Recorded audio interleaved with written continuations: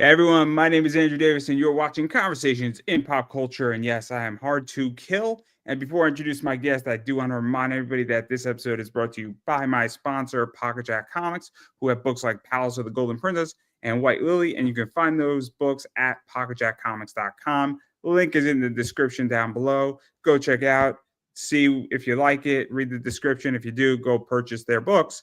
And my Preston runs that company, Preston Poulter. So go check out what he does and all that stuff. But enough about that, because I have with me comic creator Dave Franchini, who has a lot going on right now, and with everything you got going on. So welcome to the show. Oh, thank you, man. Thanks for having me. As always, I appreciate you taking your time out and let me waste time for other people with my nonsense. Oh yeah, absolutely, absolutely. But as I said, you got a lot going on. Obviously you just started your own company, running Yeah. a Kickstarter, Sev the Groundhog Savior from the Stars, and you just left, Zenoscope after being there for 16 years. I don't think that's a secret, and if it is, well, it's now not a secret anymore. Yeah, that'd be a weird one.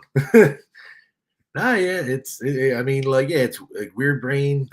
Just kind of just started. I mean, I'm working on it for a while now, but like this week has been my first official. Like last 3 days have been like fully 100% Weird Brain because I've been at Zenoscope. Last Friday was my last day at Zenoscope.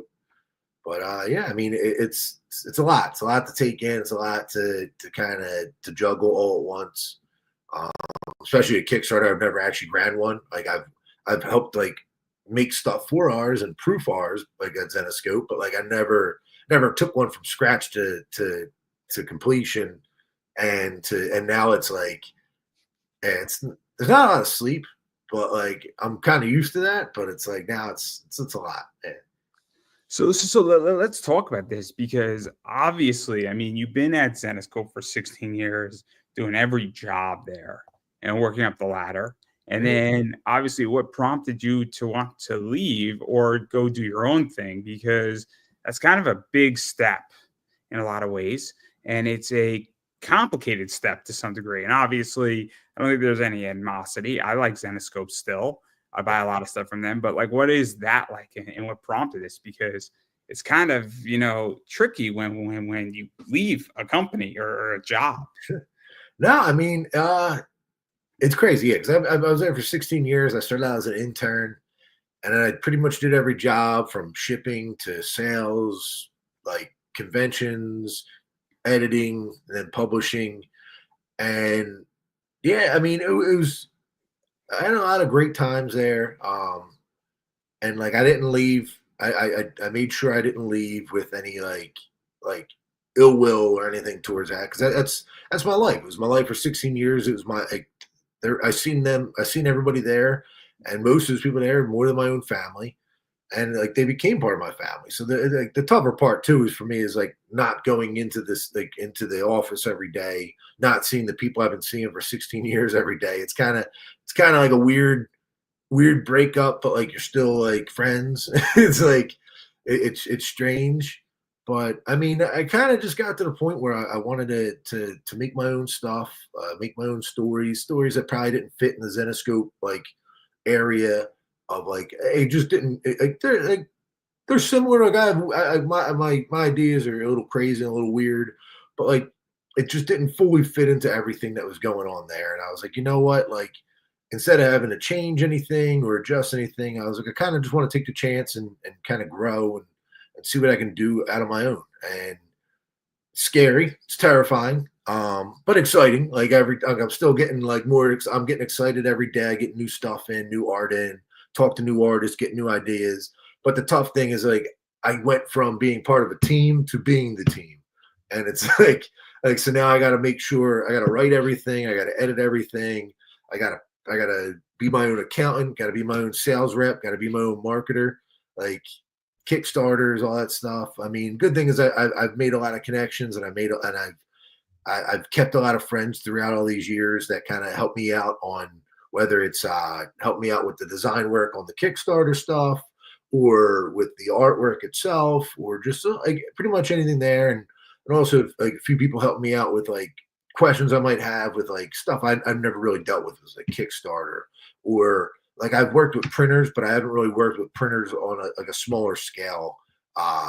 So Like let's actually talk about this because you are coming into this whole thing new in a lot of ways as yeah, far as Kickstarter and your own thing, but you're not coming into the industry new.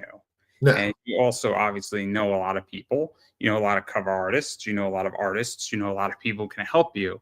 And so what is that like? Because you're a brand new company, but you're not brand new in experience.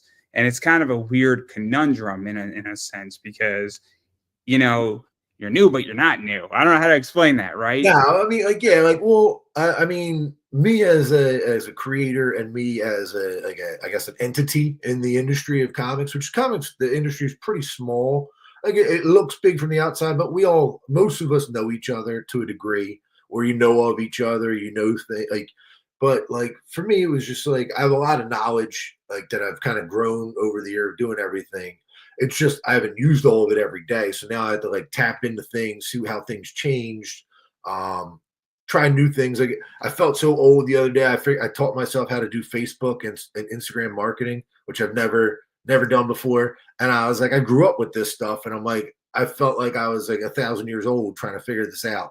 But I mean, like, it's the good thing is like I have a lot of people that are like supportive, like current fans, family, friends in the industry that are really helping me out here with like for upcoming stuff with like conventions and kind of keeping my foot in the door.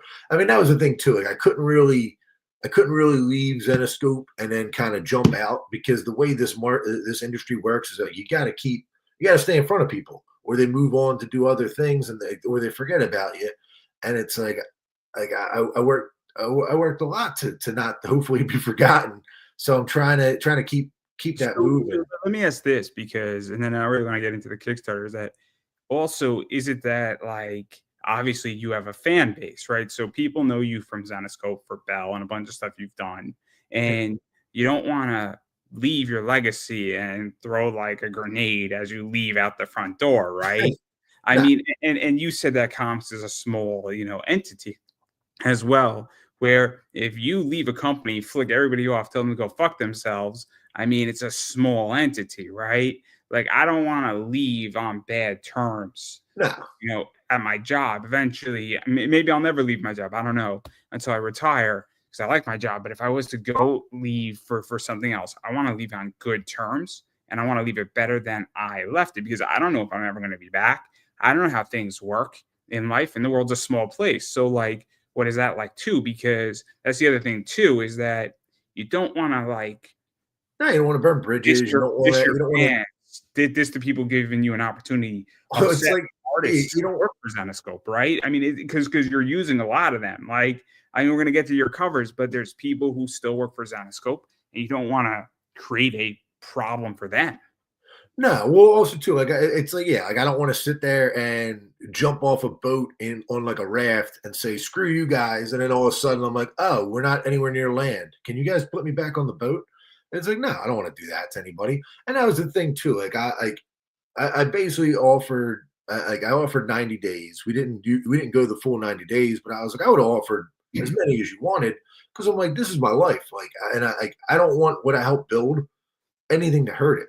And like so even that, like I worked ahead to get like all my scripts and all my stuff 3 months ahead. I booked out about 80% of the collectible covers for the year. like like we're like they're on autopilot for the next couple months and just kind of coming in. So like I made sure I worked hard enough that way I didn't leave them with anything to like fall behind or fall in the cracks of. And also too, like if they ever have questions, they ever need anything, they know they can reach out to me and whatever. But yeah, so it wasn't about like saying like, yeah, see is I don't want anything to do with you. It's like no, it's like I love I love Zenoscope. I love the people I've met there. I love all the opportunities I got there, which is like a lot. So like I owe that to like I'll always owe them like a semblance of who I am today. And I appreciate that. So like I'm never gonna like that's the thing too. I told this to somebody the other day. I was like I don't like to be terrible to people because I'm like I'm gonna die one day, and I would like people to come to my funeral for my family. Like I'm not gonna see them. I'm not gonna know, but like I would like to make sure that like I'm not sitting there like just like the world's too small and life's too short that I don't like negativity, and I try to stay away from it as much as I can. So like that, I didn't want to do that to anybody when I was leaving. And also too, like all the artists, I mean, they still work. Like, they work for pretty much like they're all freelance and contracted, and but they all work a lot for Zenoscope. And yeah, like if they ever had an issue where they're like, hey, I don't want to do anything, I'm like, that's fine. Like I want to make sure I work with the people I'm friends with and the people I've grown to know over the years, Do and give them work. do you also feel that, with Zenoscope is that eventually you're gonna be on the con scene, if you're not already planning to be on the con scene, Yeah. and you don't want an awkward situation at a convention? Because I mean, I'm sure I hear stories, and you probably hear stories where two people have had a horrible breakup, and Yeah. then they're both at the same con, and it's awkward, and everybody knows it's awkward, and nobody knows how to behave because everybody's like, do I say hi to you? Do you say hi to me? Do we just walk past each other? Do we, my table's over here, your table's over there? And we're just I don't not know. gonna I hope interact. I don't run into that. I don't think I'm going to run into that. But I mean, who knows? I don't. I can't control what other people do. But I don't. I mean, I don't think I'm gonna like. That's not the way I left things. So it's not where we're going to be like, oh, can't make eye contact with this person. Like it's like right. Like I mean, I Well, hope. I'm not saying you did that, but that's like the thing is that I think, it's complicated, right? But again, that's how I feel and that's how I think. So what do I know? I mean, I'm not in this space, but I guess I I'll want figure it out to. if it happens. When it happens, it's all right. I mean, like I'm a pretty relaxed person, so it's not going to be anything that's gonna not going to ruin my day. But like, I will say. I mean, I So feel like so I've left it on good terms with everybody. So, but I do want to get into the Kickstarter though, because oh, this is interesting because it's a crazy idea. It's a crazy idea, and I want to really get into this whole thing. So we got a groundhog savior from the stars trying to save Earth with somebody who is not so sober. yeah. To put it Well, nicely. yeah, like basically the first couple of pages, she's she's a little inebriated and driving at night and upset. She's having some extracurricular activities. Well, I mean, once you read the story, you'll understand why she's in that position of that. But like when all of a sudden a groundhog kind of appears from the stars in front of your car, regardless of like how much alcohol may or may not be inside your body, I'm sure it's not going to be a fun time. But You yeah, I speak mean, from like experience. You speak from experience. Is this a true story? it could be. I mean, I don't know. I don't promote drunk driving, but I do promote space groundhogs. So, well, like, so I mean, it's funny too because like the whole thing came out of this weird. It's a very weird little short story. Like my backyard, I have like a little like spot in there that has like a little basketball like net. Like it has just a little like cement and with a basketball net. And like I was getting ready to get in the shower the one day, and I'm looking outside the window, and I'm like, "What is that?" And it looked like there's just like a dead animal laying on my basketball like court thing, and I'm like, "Is that thing dead?" And then I'm looking at it, and I'm like leaning out, and then all of a sudden it gets up, and it turns out it was just a groundhog sunning. He was just laying in the sun catching some rays, and then he just runs off and hangs out. Like I think he ran under my house, and then I took a picture of him and I sent him to my girlfriend, and I was just like, oh, well, I was like, look, we got a new friend in the backyard because like there's always animals in our backyard, and like I'll name them. And she, well, what's his name? I was like, oh, it's Sven. I was like, yeah, he's from space. He's just coming here to warn us about things. And then it's just like as I said it and I was writing it, and I was like, that's a cool story. I was like, and it just started like clicking. I was like, oh man, there could be cool things with that. And I was like, and that's funny. I was like, the groundhog's cute. It's also weird. Like they're weird little things. So it kind of just naturally evolved from just like this guy laying out in my backyard. And then like then you got to keep adding more stuff to it. So like I'm from Pennsylvania. I was born in Philadelphia. Uh, so basically, I live outside of it now.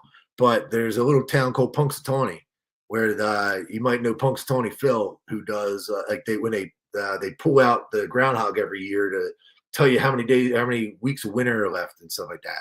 So like I was talking to my friend and he's like, oh, what if they're in it? And I was like, that's a great idea. I was like, they're in it. Like, and I was like, so like things like that, like it kind of just is a naturally evolved story of just weirdness that kind of just came from like a funny little thing.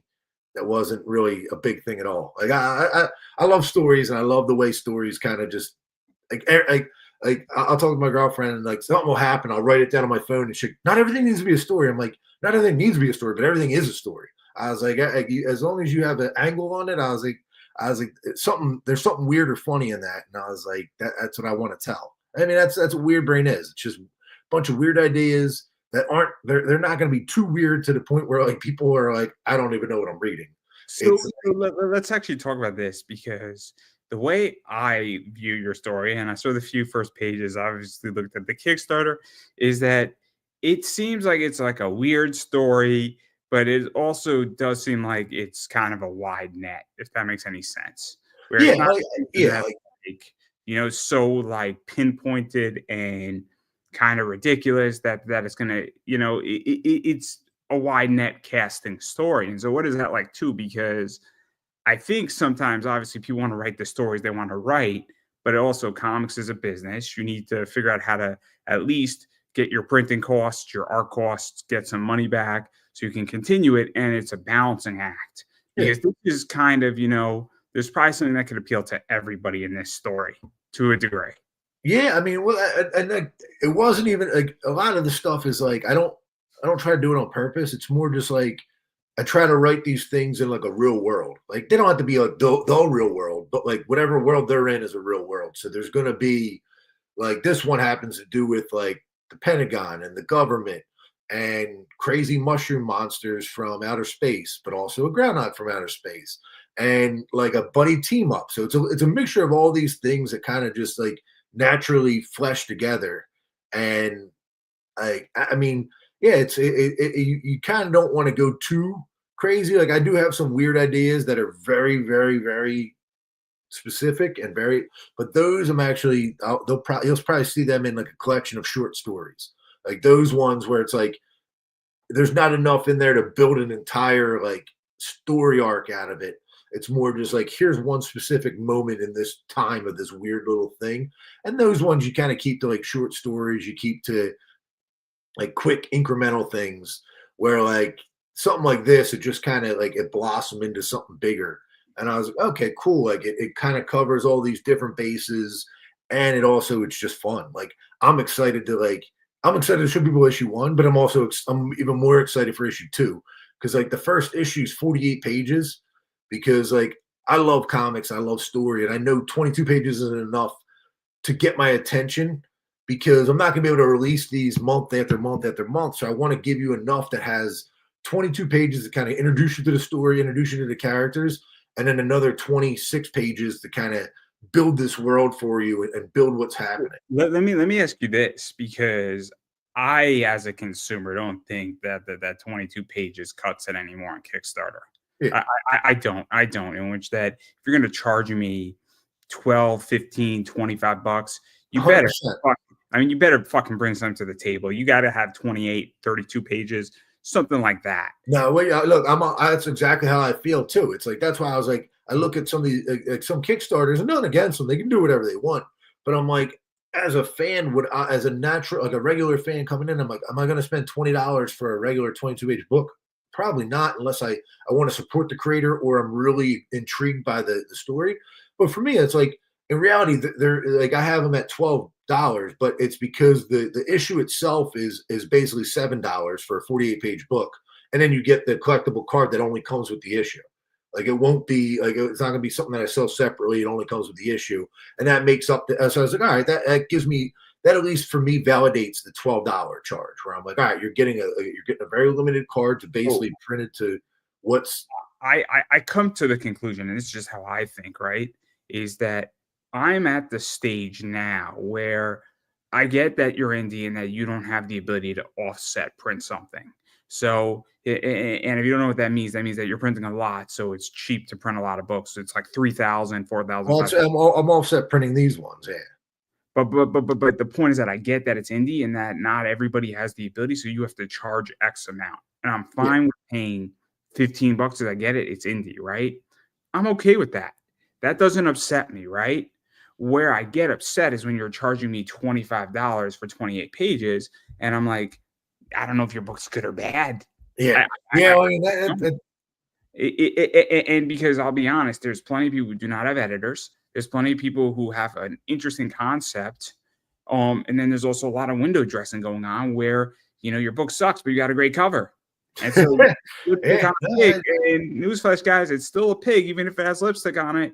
no, It's I mean still what that's the one thing I get to carry over from my experience is like I've been doing this. Like I went from, and that's the crazy thing to me too, is to get realized like I think I wrote 25 issues last year for Zenoscope. The year before that I wrote like 32. So I'm going, and then I would outline like 60 of them.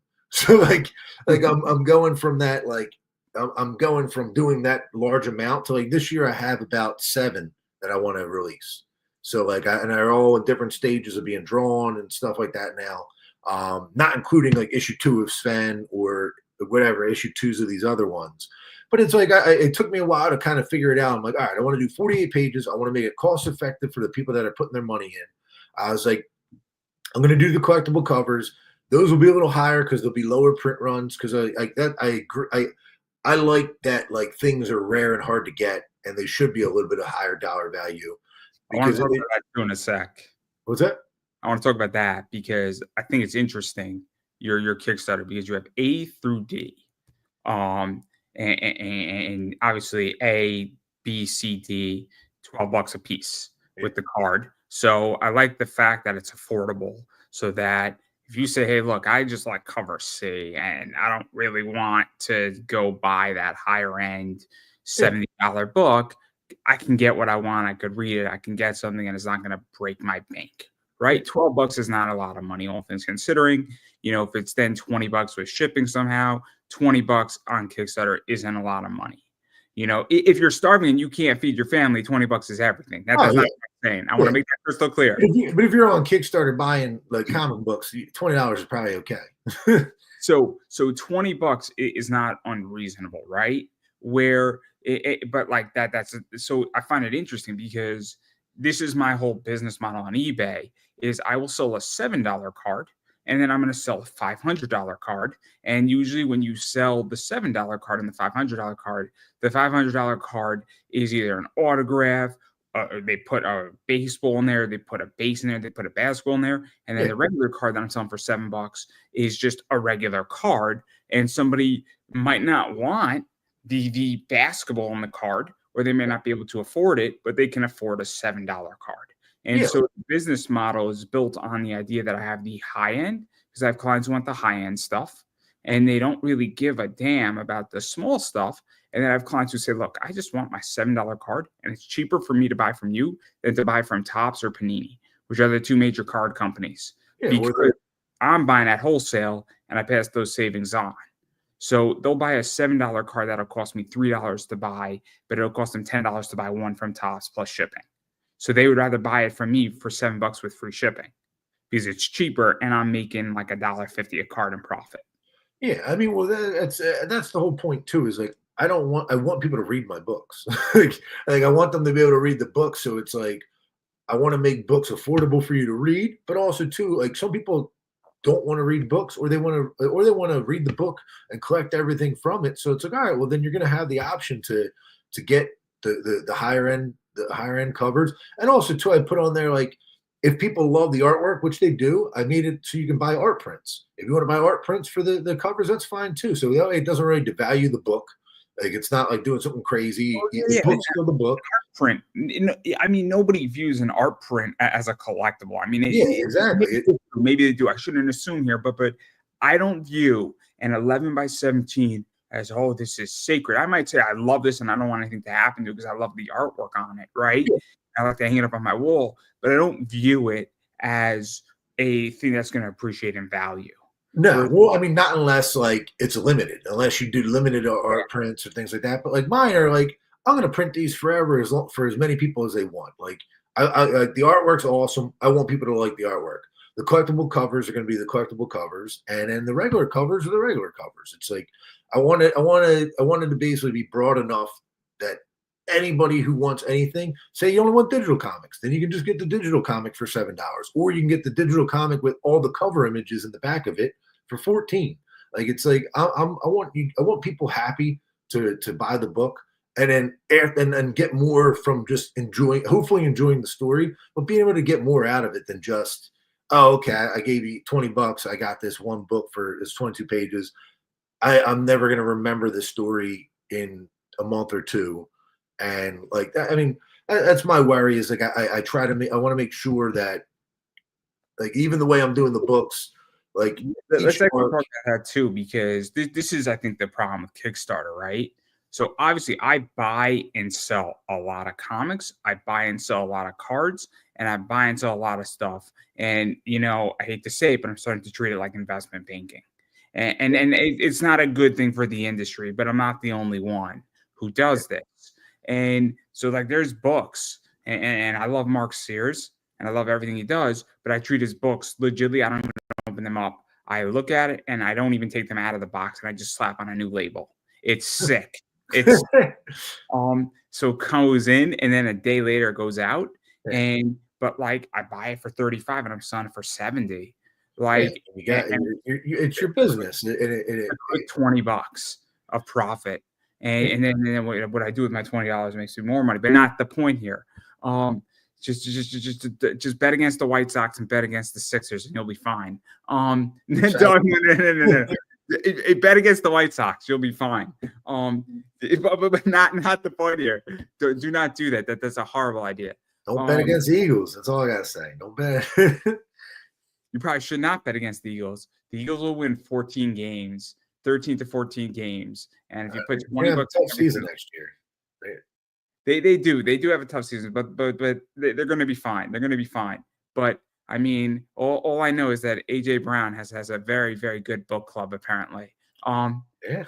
He made that book a national bestseller. Oh, it went to like #1 or something on Amazon like the next day. It's one of the funniest things I've ever seen. It's one of the funniest things in which I'm surprised he like didn't get a kickback. I mean, I don't know how that would work. Yeah, it's crazy. Inner excellence. But the way I mean, because you're mentioning something where it's really hard for people to read books. I was speaking with Preston Poulter about this, and he's like, people don't want to read his book. It's like he's having a hard time, finding people to read his book. And then I had another friend who said, it's really hard for me to get people to write a review of my book. Where people don't want to review my book. They don't want to even give me like a blurb. They don't want to give me a quote.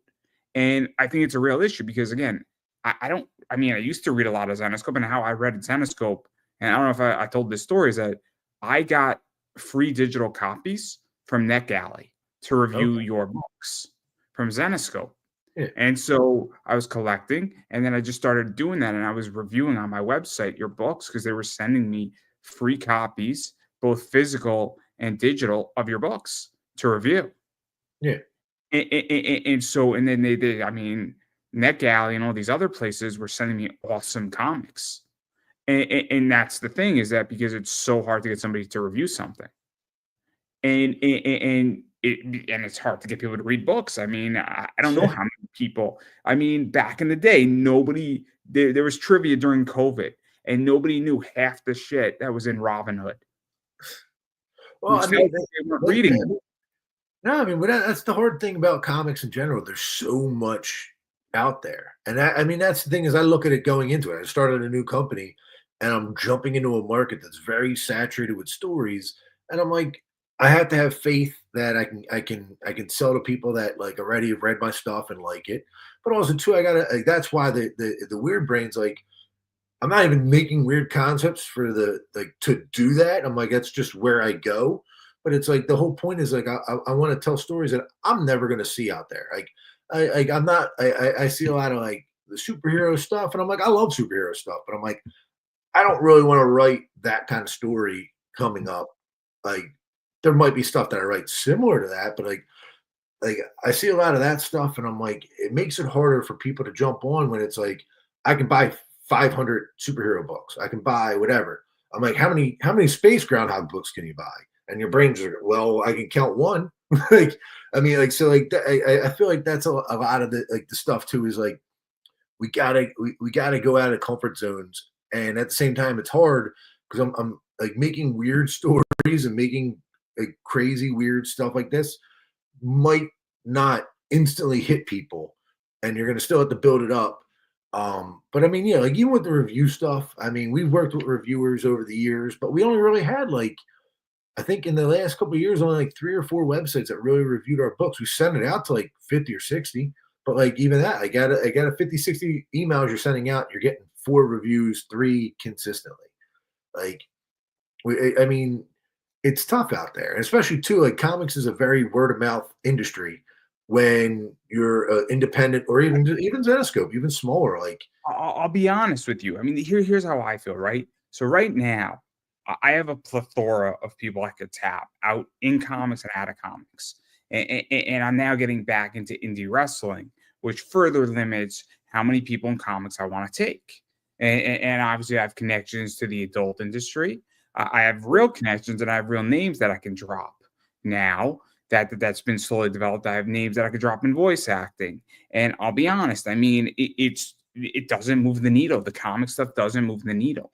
yeah, I mean, I just had Ariel X on who ran Ultimate Surrender for Kink, which is a major company, and then she does her own thing, Evolve Fights, and it's like at a certain point, like that moves the needle. I mean, I had Bella Rockefeller on, and I had a small clip from her that did almost 30,000 views. oh man, Like I publish something, I'm like, great, this is awesome. But every time I publish something of hers or republish it, it moves the needle. And oh, so, like at this point, and now what's happening is that people are asking me now because they need media, and all these people need media, but like they don't give me anything for it. People won't send me like a free copy of their book. They won't send me a digital. They won't don't say worry, you'll get some comics, man. Don't you worry. that's not Well, that's not. yeah, I'm making no, the I pitch. mean, like even the same thing you're saying, it's like, yeah, like you know what's going to generate a buzz for you. That's exactly the same way we treat comic artists. Like we know what artists are going to tap into the fan base that we need and we want. Um, and I mean that's the fun thing too is finding artists no one's heard of too and putting them on a book. Like that was always the fun thing of like some of the guys that came up in the Zenoscope. It's like I love being able to find that art and put it on a million books, and it's just so cool to like that's like, I don't know that's a fun part of this. There's something that I'm doing where I'm really looking now into like so there's people in the indie wrestling who are now superstars. Bryce Donovan just signed the WWID contract. Okay, So people are about to learn who he is. People like Anthony Green, who was August Gray in WWE, people are learning who he was. But like Josh Briggs, before Josh Briggs is still in WWE, was on my show.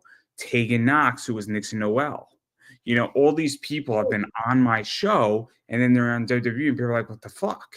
Like, and I'm like, that's because you don't realize that I found where WWE pulls from, and they pull from about 10 places on the indies. And all of those people are hustling, and you watch week in, week out on the indie wrestling, and it's like, great, I'm discovering the stars before they go to NXT, before they do that, because I want those people when they get to WWE, everybody's like, oh shit, you were their first interview. yeah. No, And but we're not. I mean, that's the thing too. Everybody has to start somewhere, and like that's and getting those opportunities and giving those opportunities is like it's intentional because if you're there first, right? I think in tout saying, here's why you should come on my show. Because all these people were there first before anybody know who they were, which means I realized who the fuck they were. And like I'll give a really good example. Like there's a guy named Dustin Waller. Dustin Waller is going to be a superstar, and give him another 2-3 years, he needs to have an NXT contract. Alec Price is another good example where the guy turned down a WWE contract, but okay. he's been on my show because he wants to be on the indies because A, I think he can make more money, and B, I think he likes his freedom to do whatever he wants, and he's making real money. And I think a WWE contract would stifle him. And so, but he's going to eventually go to WWE because he's that good. But like, I'm one of his early interviews. And there's something to be said about that of being first so that when somebody says, who the fuck are you? You can say, yeah, all these people that are now the superstars of tomorrow, they were here from day one. And when nobody was looking at them, I knew my finger was on the pulse.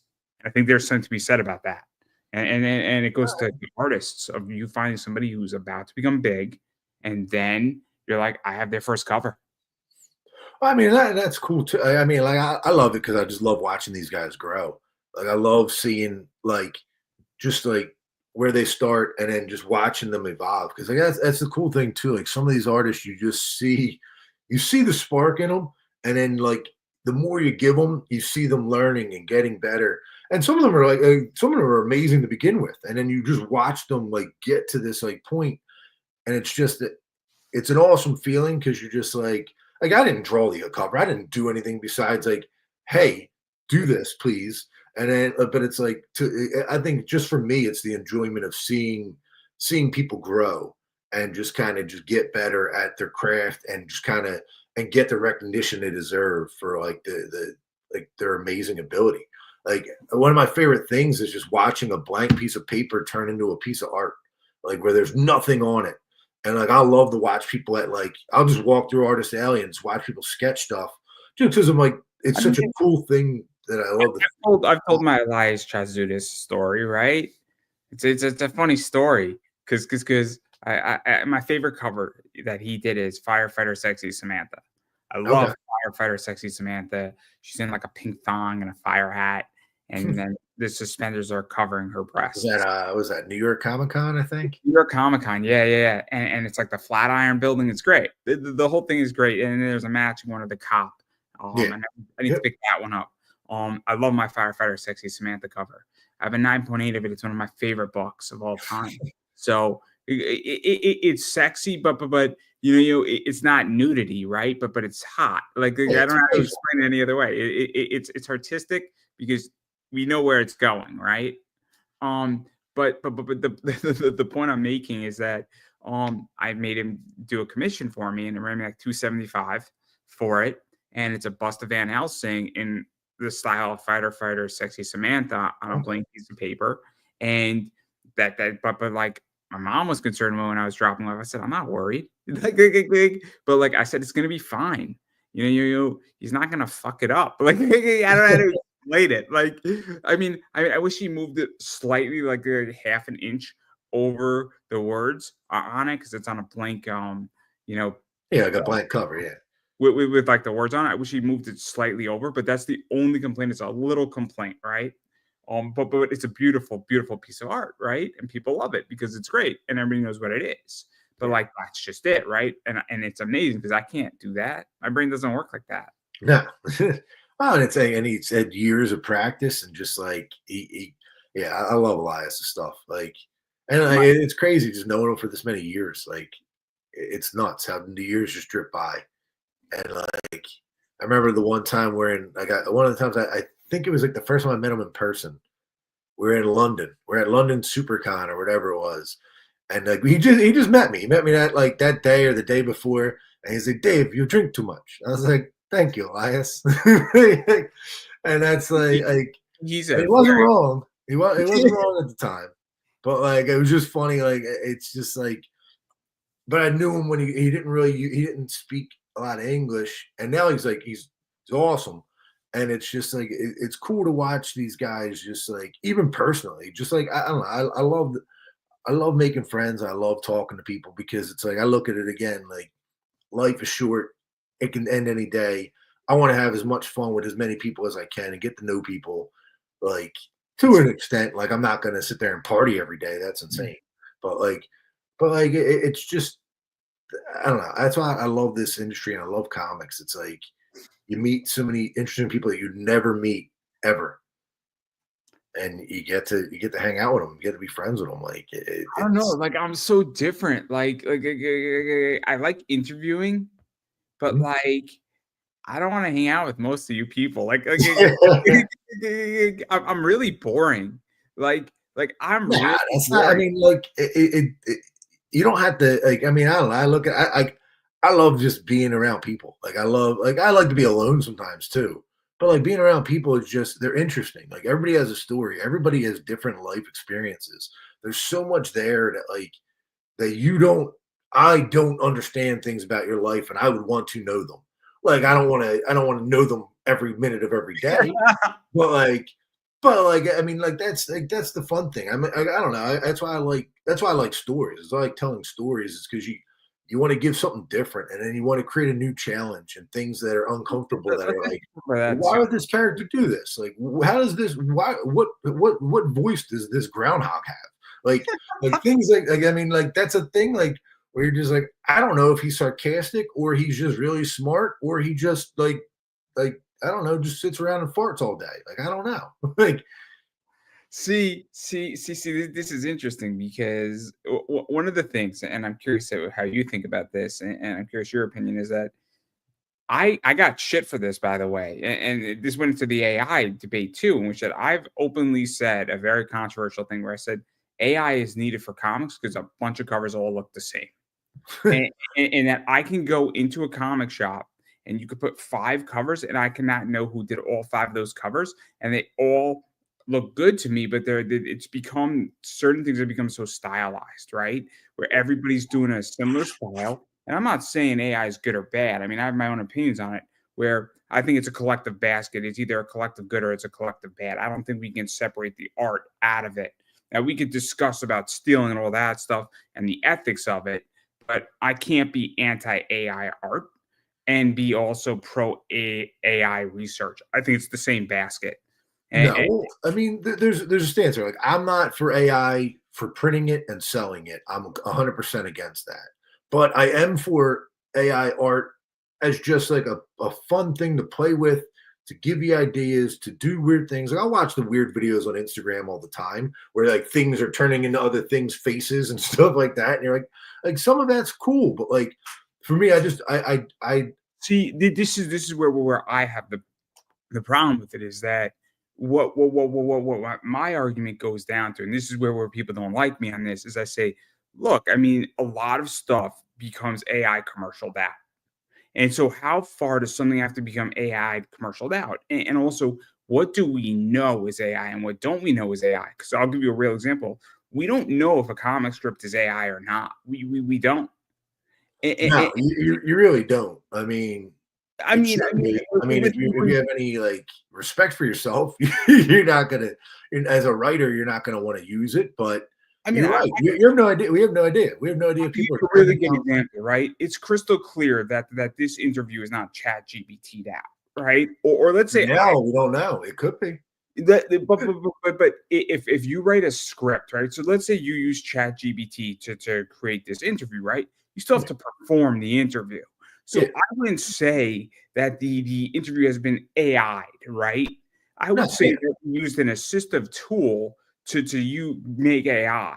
So the real question becomes is that how far do these things go? And that's my issue with the whole thing is that I don't have a problem with AI art. What I think, I don't have a problem with somebody selling it either because it's not illegal, right? No. And what I have, but I'm not going to go buy it. So like that's my whole thing is that I would rather let the free market determine. But this whole thing, fuck AI art, I don't get it. In which if you don't like it, you should not buy it. Yeah, yeah, you have the freedom. You don't have to buy it. You don't have to like I don't have to put it on books. Like I don't like I mean, so like there's a ton of freedom there. Oh, something popped up. But it goes to this idea, and the point I'm getting at, which is the other thing that I wanted to get into, is that I said AI is necessary because I think people have become complacent, and I think artists have become comfortable in many ways. And I think that when a new competitor comes into it, much like when the Soviets, almost 70 years ago with the moon, were beating us on the moon, America said, we can't get our asses kicked. We gotta go fucking destroy the Soviets. Let's go build a better fucking space program and blow them out of the fucking water, and let's go get our moon rocks, right? So I think AI, and especially with art, is forcing artists to get better because I think that they got complacent for a few years. No, yeah, that's a positive way to look at it, though. I mean, like a lot of the, like, I wouldn't blame a lot, especially for like comic covers and things like that. I'd blame the editor before you blame the artist because the artists are mostly only drawing what the editor gives them. If the editor doesn't give them enough content or That enough is a fair point. direction, like so, like that's the thing too. Like I see a lot of covers where I'm just like, well, they're not bad, they're good covers, but it's like I've seen, yeah, I'm with you. Like you see it a million times, and like so, like I don't know, like you got to try to have fun with it. Like the whole point of comics is it's entertainment, but like comics should be fun.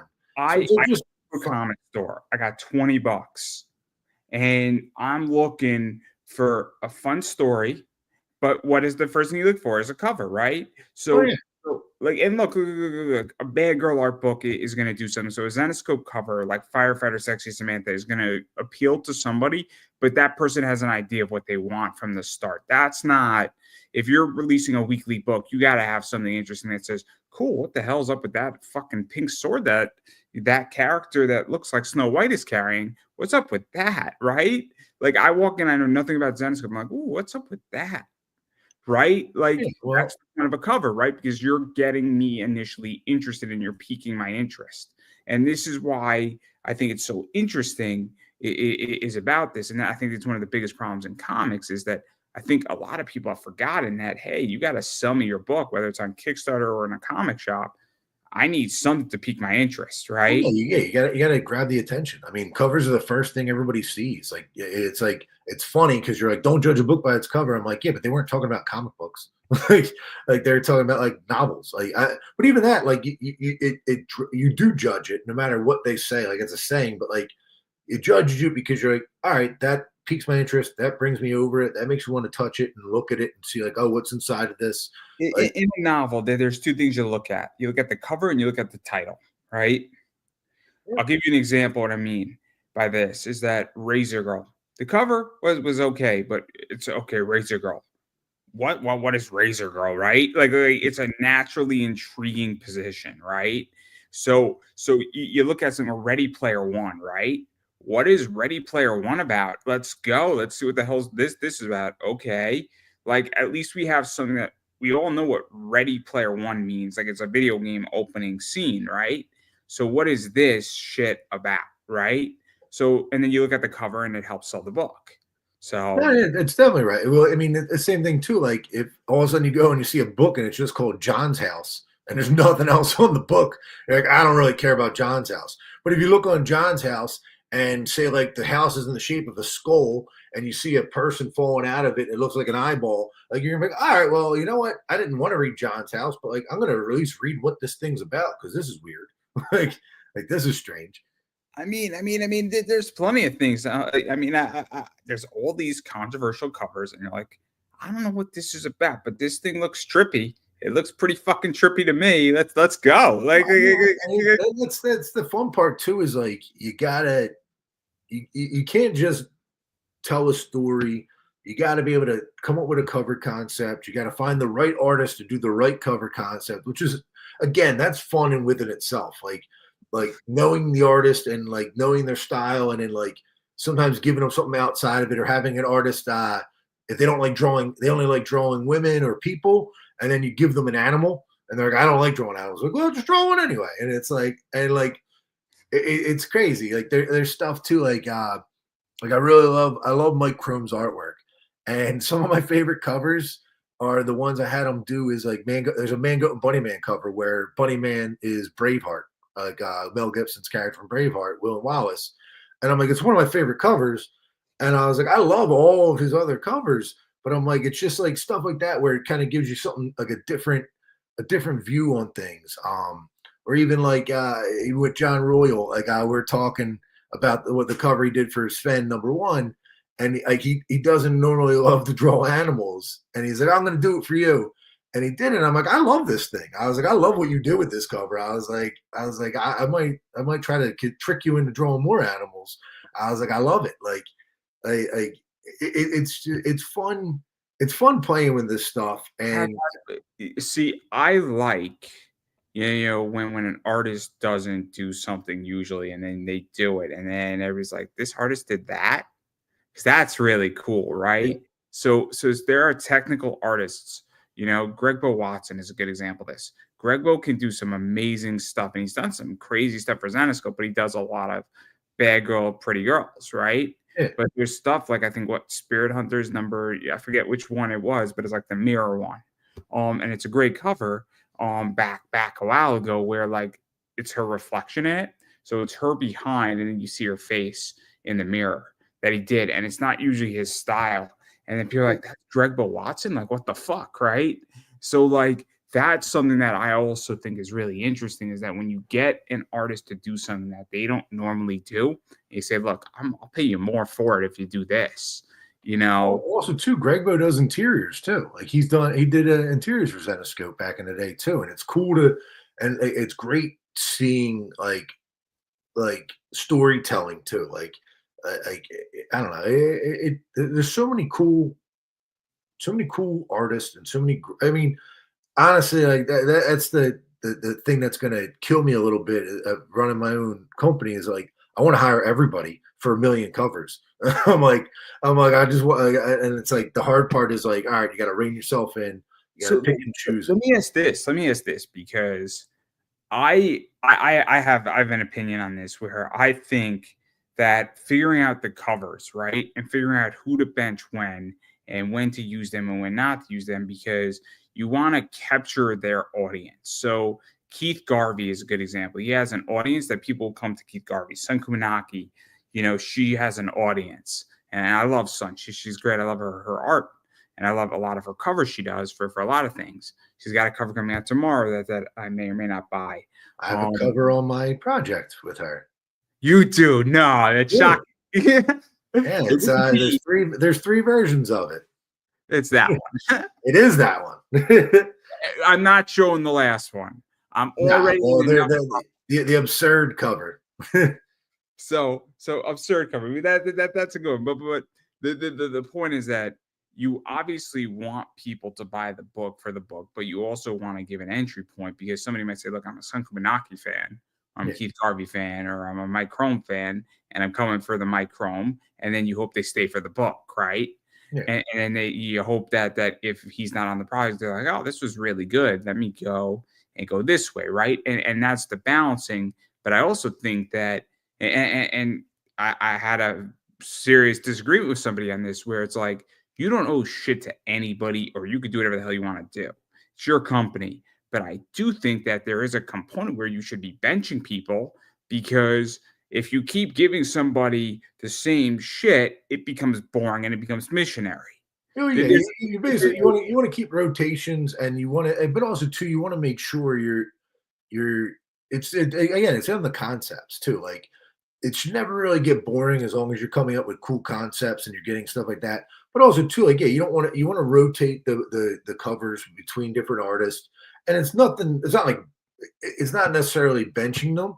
It's more just like, look, you're gonna have the artists on like issue 1, and okay, people jump in there. Then you do a new set of artists possibly on issue 2, and it's like, all right, well, now these people that are fans of them are like, hey, I want to check out this thing, but I don't have issue 1, and then I'm going to grab issue 1. Now I have issue 2, and it gives you a wider audience. The more artists you use. I can give you an idea. So the way, and this is insight into the show, and this might actually be really cool and insightful to think about it, is that I obviously do an interview, and then usually it's 10 to 12 weeks, if not 4 months, between I get another guest. So if I interview you in February, I'm not going to touch you till June. Okay. Because, and the reason why is that I am going to market this, I'm going to pump it out, and then I want people to not forget, but also not be indoctrinated with you every week, right? Yeah, Because, like I know. but then it gets more complicated, right? Because then I break up and cut up a micro content cycle, and then I have a 20 to 30 of those that get dropped, and then it gets in that, and then at some point all of this is going to cross each other, and then a micro piece of content is going to come out when you're back on in June, and then it's that whole thing. But it's also the idea that it's on a 30-day cycle, so there's like 30 of them, but nobody's getting overly exposed to you, but you're also getting mixed into the whole, Well, that's the same thing. That's the difficulty with marketing too. Like I'm learning that now too. But it's like if I shared the same cover every day for 30 days during this thing, you're going to be bored and tired of it. So I have to have multiple covers to share with you different covers, because I might be pitching the same product, but like you're seeing something new. So like that way you're not getting bored of it. But it falls in that same line, that same logic. Because what I figured out is that somebody might say, look, I don't really like this. Or it can very well be that Adam Riches did all the Boom WWE covers. I put you next to Adam Riches. That's going to attract a Boom WWE audience, and then it's going to cycle into you, or you might cycle into him, right? And so that's the whole thing, is that on the micro content level, I'm also playing around, because that Bella Rockefeller thing, you put that in front of somebody, the interview before and the interview after of the micro content, it statistically does better after her. Cool. Because when 26,000 people look at something, they look for the next piece, and her interview automatically markets the next piece Yeah. after it's done, which benefits you, and then you market the next piece, and then that's how it works. And so, like, that's the other thing too, is that, like, this is the whole lexicon of marketing, and it's just, I mean, it's so, and that's why there are people who and everybody has a different number. It's sick. I hate to like categorize and box everybody, but it's so sick. And I got shit for this by a bunch of people, and I'm like, I don't think you guys got it. I'm not saying don't hire somebody, but like, you got to figure out when to use people when they're feeding in. Yeah. I mean, it's all a crazy game. I mean, for me, I know stuff, but I'm learning stuff, and I love learning stuff. So like, that's all I want to do. I It's play just kind of, three-dimensional chess, because that's what it is. yeah. This is three-dimensional chess, but it is what it is. It's so complicated. And it's mind fucking. It's mind fucking. Oh, and then it changes. It's like, all right, this worked for 6 months, but then all of a sudden it's not working anymore. What's going on? Oh my God, you have no idea. YouTube community, when I started doing it for like 8 months, it was on fire. It got me like 300 subscribers on YouTube. It was awesome. It was, and then it changed, right? But I was treating it like Twitter. So I just uploaded so much content on so much ridiculous shit, and people were like, "Yo, this is awesome! Like, you got good content in this. This is great." And then I was doing it, and then it changed, right?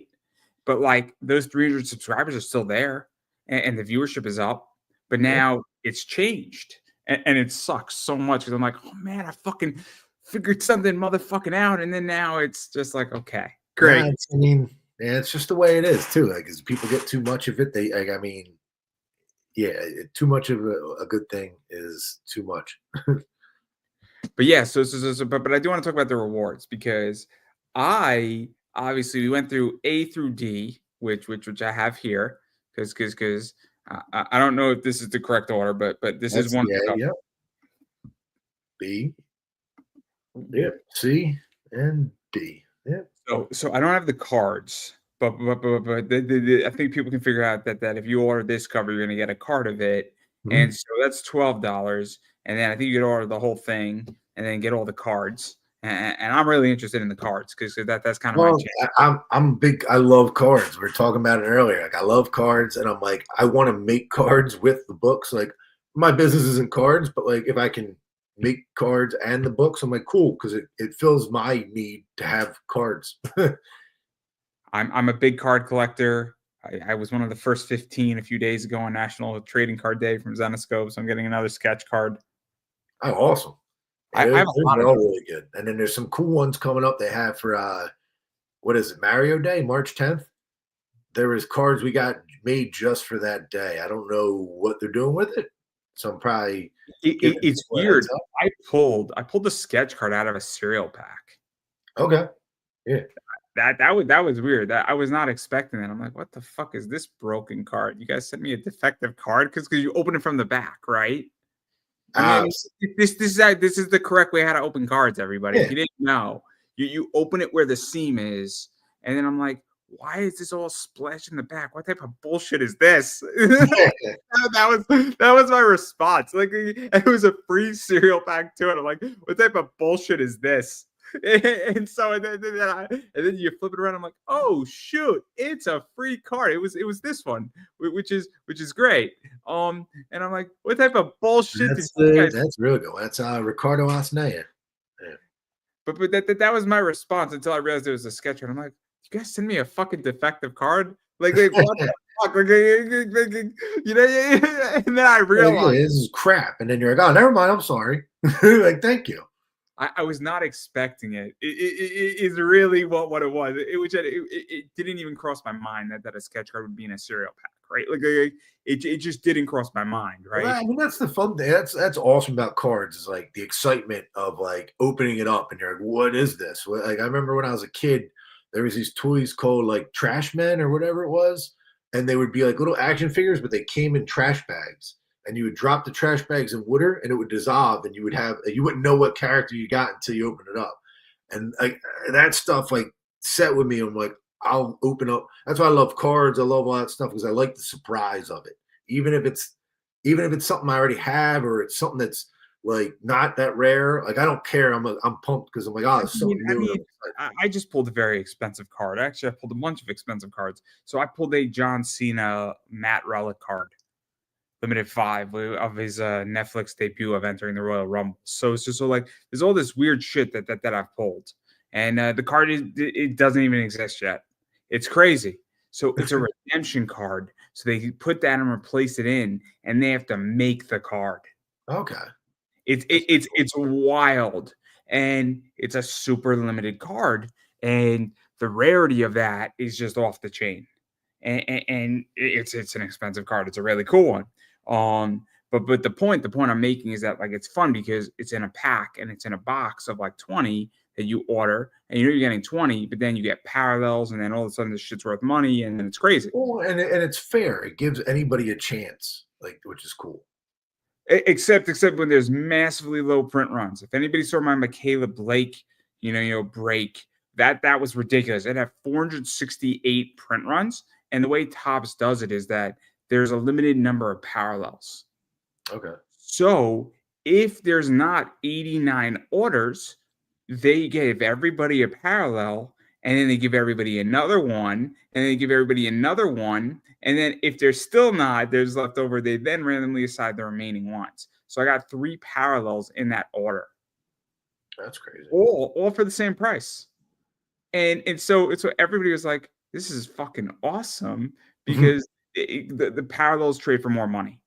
So, Okay. so a parallel is for those who don't know what a parallel is. This is a parallel where it's the base of this usually would be just the Trojans colors. This is an orange parallel, so it's limited to 5. There's 1s, 5s, 10s, 25s, 49s, and sometimes 99s, and sometimes 125s, depending on Topps now. So if an order has a low print run, everybody gets a parallel. And then if you get like a 10 of 10, depending on what it is, it could be like a $50, $60, $70 card. Yeah, that's awesome. And so they trade on eBay. And so like me and a bunch of other people are like, motherfucking A. Like they like if I got 3 parallels, I got a 10, a 25, and a 49. If I sold all 3 of those, it'd be like 180. Nice. Plus the card itself is trading for 10.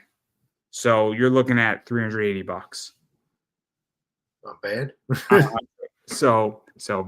I digress. I get excited about cards, guys. Yeah, I mean, but that's awesome. Like you gotta be pumped about something, man. But I find it so interesting because I like the card stuff. Like I like the card stuff. I appreciate cards.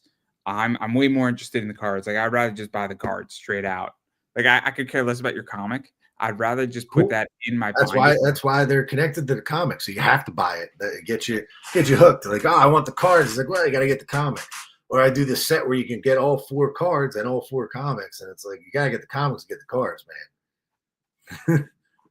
I know. got to feed that itch. It's like, oh man, I now have to figure out my budget, but I have time to figure it out. Tax season sucks. yeah. Except the Knicks did win, so that helped. That definitely helps. Not for Philadelphia, but it helps. I mean, I had money on the Knicks. I had a decent amount of money on the Knicks, so I'm pretty happy about that. Hey, it's going to my debt. Hey, I'm very good at it, and Tyrese Maxey fucking screwed me, so it's all right. It's even now. No, it's nowhere near even. Oh, He took a big chunk out of me. I was on, but I've done the math. It's going to take me about 41 games to fix the problem, which isn't terrible, and that'll be solved through the NBA and March Madness. Okay. So April, the end of April. So, and then I'll get back to just buying stock again. So I'm not. So basically, what I do is that I gamble, and I'm really good at it. And then I take my winnings and I buy dividend producing assets. There's, Oh, there's man, nothing that's good. sexy about it. There's nothing sexy about it. I collect. I buy a company that trades for like $13 to $14 called Gain, and they give me 8 cents every month per share. Hey, man, it's money you didn't have. Nothing sexy about it, and I've done the math, and I figured out exactly how much money if I contribute, and I'm making like $300 a month gambling. I figured out over 30 years how much money it will produce me in retirement. It will produce me a month about $6,200 a month. That's pretty sweet. That's not bad. Hey, just kind of hang out. Oh my god, I'm gonna be so drunk when I'm 65. Just sipping my whiskey, yelling at all like You spend all that money on alcohol, man. oh man, I'm gonna have so much money. I'm gonna be just yelling at the kids and say, "Oh, the crazy old man here." Oh, my porch is gonna be great. I can't wait. I He's can't not wait. wearing. Like, he just keeps peeing on us. I'm just gonna be sipping my whiskey, enjoying my life, not worrying about anything because I want to systematically eliminate money from my life. That's my plan. It's a good plan. I wish you the best. Oh yeah. I mean, anybody can do it. It's not hard. But what I'm doing is very, very simple. I am letting other people make me rich. It's very simple. Yeah, that's. I don't know. I like the work. There's something wrong with my brain. I like my work too, but I'll put it this way, right? If you didn't have to worry about money, your job would be great. Oh yeah, I mean that's any job too. Like yeah, like if I could just sit and just write all day and not have to worry about any other stuff, yeah. But it's all right. I mean, you got to put in the reward system at the end is feeling good about earning it too. I mean, My gambling money. I earn my gambling money. I earn I it. know. Because the amount of research that I do is insane. It's Well, insane. what's his name? Is it Billy? What's the big time gambler? He got arrested like I don't know. He was one of the first guys doing like stuff with like having his people go like it was like the 60s or 70s or wherever it was, but he had his people going to different states and different cities and getting the local newspapers. That's how he would kind of gamble and stuff like that. I forget his last name. It's Billy something. But like I have his book on my Amazon list, which will eventually come to me. But like just an interesting guy. Like it's an interesting story. But I think he was the first guy to do like a lot of like the NFL short bets and stuff like that. Like I forget what it was. It's crazy. It is what it is. But I enjoy it, and I do really well during football because it's not Well, yeah, I hard. mean, yeah, that's the thing too. As long as you're not like, as long as you like it, who cares? Like, I mean, like, who cares? Like, I Oh, mean, you want to make money, but you enjoy it, and like, so like, there's nothing like, oh, well, why are you doing that? It's like, no, it's awesome, man. You like it, and you're doing good at it. So like, keep I doing have a it. gambling problem, and I have no problem admitting that. The first step's admitting it, man. Don't worry. This is actually an intervention. This wasn't actually an interview. We're just I gambled, and I have surpassed my salary in gambling this year for the whole year. You're saying you made more on that. I am profitable. Okay, So, all right. I thought you were gonna be like, yeah, I have to work for free for the next 10 years. so the way DraftKings works, and I think people do not understand it, is that if you gamble $1,000 and you win 1,500, and then you take out 500, but then you gamble that 1,000 again, and you make another, you're not gambling $1,000. You gamble $2,000. So every time you place a new bet, it counts as a new thing to your total. Okay. So if you bet $5 and then you win 7, you don't, and then you bet $5 again on the next game and the next game on a Sunday, you gambled $15. But it only cost you $5. So it's not like I spent, $60,000 in 2 months. I spent significantly less. I Yeah, probably 'cause still, it's not like that, but it's like that. No, it's I've deployed over $60,000 I gambling. got you. It's cool. I avoid gambling because I'm like, I suck at it. Like, I like But to play but if Pi-Cal. I lost it, I would only lose about $4,000 if I lost everything. Yeah. And so to go from pumping in the equivalent of $4,000 to basically placing over $60,000 worth of bets in 70 days is insane. Yeah. There's nothing like this on the planet. And this is why my hair is gray, and this is why I drink. Because but it changes you as a person because you realize very, very quickly that I could probably take out 60 grand, buy some lighter fluid, light it on fire, and hope for the best and not worry about it. Well, don't do that either. Metaphorically, I'm not saying I'm gonna go do it, but it changes You're pulling a you. joker and you're just sliding down like a very small stack of Yeah, $60,000. I love that. That was the end of the movie, right? Or was it the beginning? No, it's at the end. It's at the end when he has all the mafia money. Yeah. And then he And just he's like, I'm throws only it burning half. He's like, I'm only burning my half. Yeah. at. Oh man. Yeah, no. It's a Nah, I great try to stay away from gambling. I'm never good at it, and it's like it doesn't make me feel good. I don't like losing money. I don't like losing money either, but I know how to systematically get in and out of it. But I'm also a big risk taker, so I'm either gonna make it or I'm not. It's gonna be one or the other. That's how I feel about this. Like weird brain. It's like I'm putting everything into this, so it's going to work because like if it don't, I don't eat. So like I'm all in. So obviously I'm not gonna press you on that too much, and obviously there's some other covers that I do want to show. We have this right here, which is Elias's cover. We have this one, which is limited to 75. We have this one, and there's a more adult version of that. Sonia's Matis, I want to say, or is it? Sonia Matz's and Coco Aspen. Yes, so we got that right there. And then we got obviously we looked at the Sun Kumanaki before. Great cover. Oh my god, great cover. That should be a trading card. You're in the wrong business right now. You're in the wrong business. That should be a trading Well, card right I have the ability to make it into a trading card. It's just it's right now it's a stretch goal. there. Oh, that's fantastic. Um, and then the John Royal right there. And obviously I just want to show those, but then I do want to talk about obviously you're at 10,000, which is a lot of money. It's a lot of money. A lot of first time projects don't do that. Um, No, I'm very lucky. I have no like I am so appreciative of the people that are helping me out right now. Like I didn't expect that, and I thought it was like I don't know, and it's still going. Like it's still got 13 days left. So I'm like, and comics are not cheap. Comics are very expensive. So like all this helps a lot, and like it's so I don't even know what to say. humbling is humbling the word. I mean, I was gonna say humbling, but it's like I wasn't like, oh, I'm gonna make all this money, so it's not humbling me down. It's like it's making me feel like supported. It makes me feel thankful for all the Let people that me are actually supporting me. let me explain because this might. I mean, I don't want to take words out of your mouth, but obviously, Ariel Axe is a very influential woman in the adult industry, Okay. and she's well respected, right?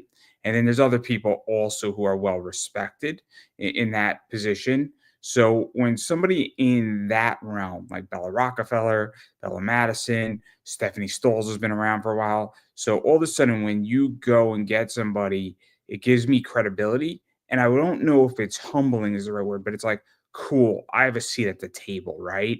And there's something to be said about that where I don't need somebody to, I guess, make me give me credibility, but it helps a lot. And it helps both on in the moment, it helps when people are looking at me, and then it helps when I want to get the next one. And I don't know if it's a great comparison, but when you do 10,000 on a Kickstarter campaign, okay, now there's an element saying this person now just did $10,000 on a Kickstarter, and I'm gonna say it the nicest way. That's gonna come off me a little bit looking like an asshole, but you're not a joke anymore. You're not a newbie, and you're not you're serious about it, right? Yeah. Does that make sense? Like No, they, I completely understand that. Like, yeah, I mean, like I'm surprised and I'm happy. Like, it's like again, like I don't know. Everybody I talk to and all the people, I was like, I'm so like appreciative of it. But again, yeah, it's not where I was like, I knew I was gonna do this. It's like, no, I had no idea. I was like, I hope for the best. And I was like, I was like, I hope I don't have to start throwing in my own money under different accounts just to hit my that thought goal. when I ran mine came across. What's That that? thought was on me when I did my Kickstarter. Well, that's why I was like, I hope I didn't have to. Like, I was like, because like the thing is too, like all the art is pretty much done for all of it. Like I paid for it in advance, so I took out everything I have to make these projects coming up. So like I kind of need these things to work out just to kind of keep me moving and keep me rolling.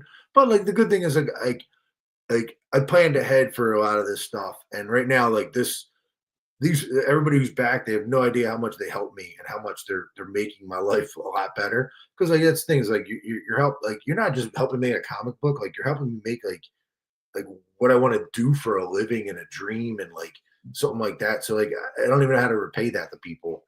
Like it's an awesome feeling. It's an awesome feeling that people like at least care enough to even to give me money on an unproven product, which is nuts. I appreciate when people give me money, but it doesn't happen all that often. So yeah, I yeah. I appreciate it. It's like it's a crazy cool feeling, and yeah, I mean, I don't know. I love all the people that are helping me out like that. Like even that man, thank you for having me on. Like you're helping me out. Like I really appreciate this. Like again, like it's like the more eyes I get on this stuff, the more things I get to kind of get out there, the more chances of success are. So I appreciate it, It's tricky because people do not view media in this way, and then now I think people are realizing that hey, I gotta be a media and I gotta be on shows and I gotta promote it, but people don't appreciate it. People don't appreciate a lot of things, but I'm happy to have people on. I'm happy to help people. I always man. am, Well, but thank you, man. thank yous go a long way, guys. Please and thank yous really help. They really help Oh, because and it's also like be a human. Like if somebody does something for you, thank them for it. Like do what you can. Like be reciprocal. Like that's the thing is like the world you, isn't built on one person doing everything. you'd be surprised. I have been promised a lot of things. People have said, "I'm going to send you a care package. I'm going to send you my book. What's your address?" Nothing. People have shows. They don't reciprocate with me. There's something fundamentally wrong with this, and I have no problem stating it because I'm not treated the same way that I treat people, but I will continue to treat people how I want to be treated because there's no other way how I can live. No, I And mean I'm with you there, man. I was telling you it's before we jumped on here. I was like, I want like it's a dark, morbid thought, but I was like, I want to make sure people come to my funeral for my family. I'm gonna be dead. I'm not gonna know about it, but like I want to make sure that I'm doing good things to other people because it's just like I don't know, it makes life better that way, man. Like there's no I have to live, and I have to go to sleep at night, right? So I mean, the other day there was something on eBay with somebody. I said, dude, if let's see if we can figure this out. Let me see if I have the book you're looking for. If I don't have it, I'll just cancel your order. It's not that big of a deal, man. But yeah, just give me like a week to figure this out because right now my week is crazy. Right? Person like, yeah. I said, just don't pay and we'll figure it out, man. Accidents happen, things happen. I get you're frustrated. I'm not gonna be a prick to you. yeah, In which that and hopefully it'll come back to me. And again, you know what it is? You also wise up and you say, "Cool, I'm just not going to deal with people who promise me false things." yeah, And you hopefully systematically eliminate it. But I'd rather live in a world where I get taken for, I get promised things that aren't delivered to me, than a world where it's completely the opposite and it's all fucked up and there's no hope. So yeah, that's how I feel. But I digress. But I think it's a problem. I think people need to learn how to say thank you. And if you have a show and I invited you on my show, you should probably figure out how to invite me on yours. That's all I'm gonna say. And again, I think it's crazy. I think it's crazy. I have a list, but I'm not gonna go blast people because I have a list, and I will Nah, I mean, like, I 100% agree with you, man. Like, you gotta. I have an Excel sheet. I have an Excel sheet of all the people I've interviewed and if they've been good or bad to me and what they have promised me. And you don't think that list doesn't exist? Oh, it does. It does. Because it's really fucking important to know because here's the problem. People promise things because they want to be nice, and then they realize that they can't afford what they promised. Yeah, like they speak more. Like they write checks they can't cash, basically. And that's what happens sometimes, and I understand. And then when I'm like, hey man, how are you, they don't remember that they were even on my show, and Well, that's just really fucked up. nah, But it's pretty shitty, but that's pretty bad. That's pretty bad. And also, you know what is, let's say you can't reciprocate with me, and I need a guest, you could show the fuck up, and I don't really care how big you are, because I know exactly where I come from. right? That's the other thing too, is that people need to remember that if you come from the first floor, you should probably go back there every once in a while. What is it? It's like you don't want to shit on people on the way to the top because the thing is you're gonna have to go back down there. The Undertaker said it really well. He said the toes you step on the way up are going to be the asses you kiss on the way back down. Because you got to remember that those toes are attached to those asses that you're going to have to be kissing on the way back down. Yeah. And there you go, and there you go, and it's coming, it's coming. A lot of people are gonna be in for a rude awakening. That's all I'm gonna say. Because things change, but I digress. But I do want to talk about something else and I'm curious where you think the comic industry is going, because you've been with Zenescope for 16 years. You're now in your own company, building your own ideas, but the world's become an interesting place. Diamond is a nightmare, and God knows what the fuck's gonna happen with that shit. And the real losers of this whole situation is comic shops, because Oh yeah, they're the 100%. ones who are going to be completely fucked over, either with more distributors and more order forms and more of that, or delays or change or pricing or fuckery, for lack of a better word. But that's a big shift. And then the other stuff is that, I mean, social media has changed things. And also, I think we're in more of a direct to consumer era in everything right now. I mean, there's a lot. There's a lot like with that. Like, I don't think comics are dead at all. Obviously, if I did, then I'm insane, and I just started a company for just to punish myself. Um, I think there's a lot of opportunity out there.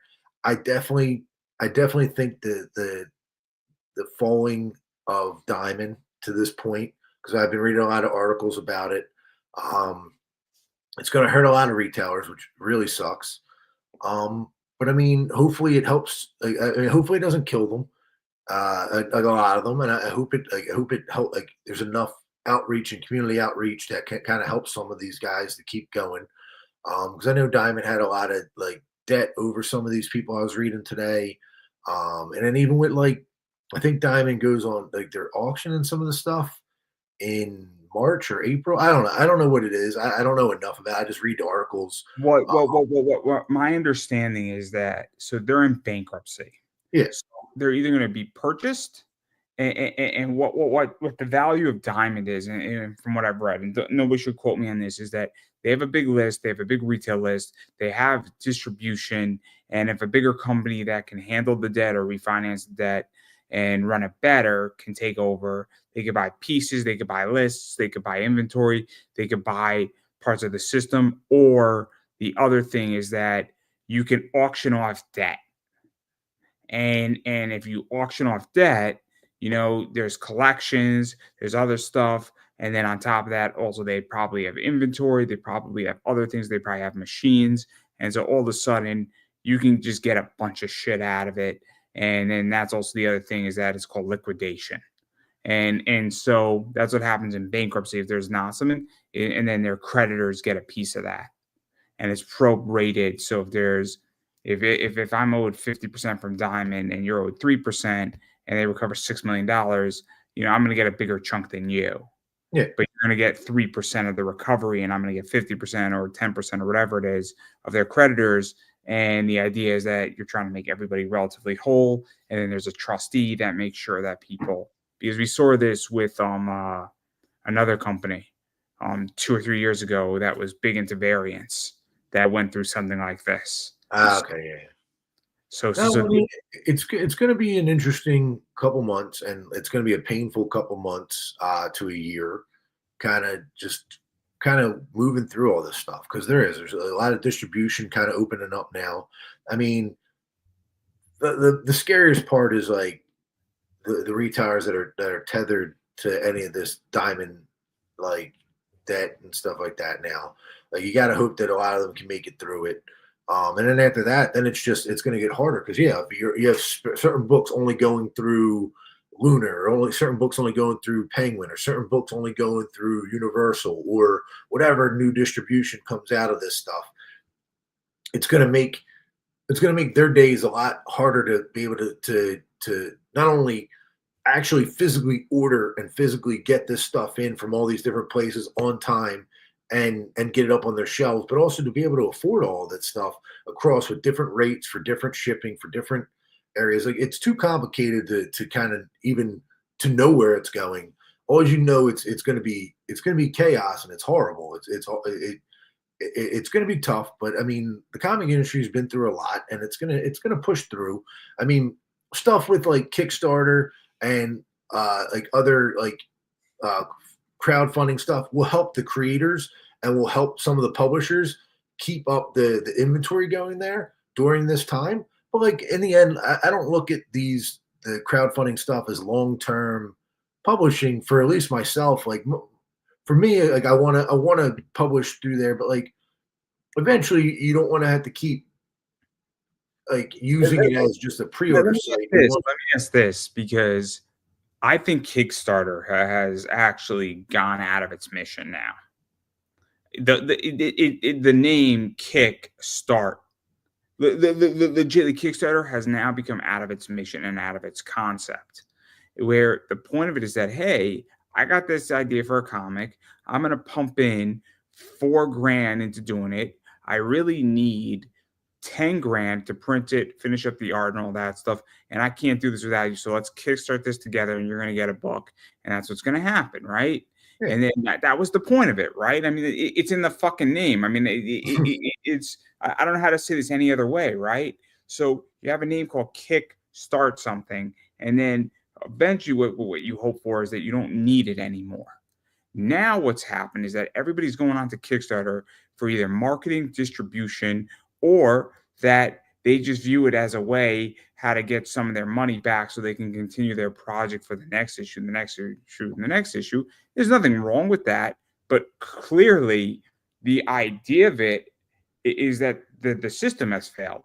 And I'll be honest with Kickstarter, and I'm going to ask you this question: is that who is Kickstarter's client? I don't know. Is it you or is it me? What would you mean? Like, as in like a creator trying to make something, or who's Kickstarter's client? And I'm going to ask the question because it's a very important question. So if I buy your book, I am your client, right? yeah, I am not Kickstarter's client. no. So, and that's the issue is I think this is part of the issue too, is that Kickstarter had a great concept, but I think this is also the trap that they have created and why we're having problems with Diamond is that I think it goes back to this is that people have realized that there's more money and more margin on Kickstarter than if they were to go to Diamond, and cutting out the middleman saves them money and it's a profitable entity. And so we look at why this has all happened is that I think that these crowdfunding platforms are actually the causation of it in a lot of ways. I mean, it could be. I mean, it definitely contributes to.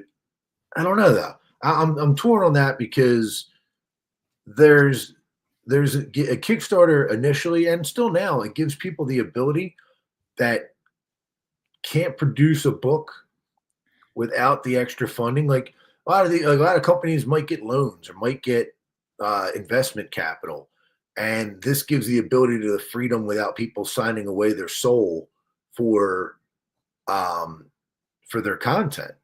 And it kind of gives the ability for the fans to determine what gets made and what doesn't get made. So it actually gives a little more freedom back to the fans. And it's weird because it's like it's some like part of it. You're right, where it's like it's definitely hurt the comic retailer only because it's taken established content and pushed it through there. And like Zenoscope was trying to do both. Like we did made sure it went through Diamond and made sure it went through Kickstarter. And Kickstarter was more used as like an untapped market of people because like you're selling to the people that come into the stores, but now this is a group of people that never go in stores possibly that you're gonna reach out to on that. And so that's like, but like there's also some stuff that just never goes in the stores. Like Boom did it pretty good too with Berserker, where they raised all that money through Berserker and it paid for all this extra content and product that the stores got to sell, and it helped bring more money and more eyes in the stores and stuff like that, and sold to those stores.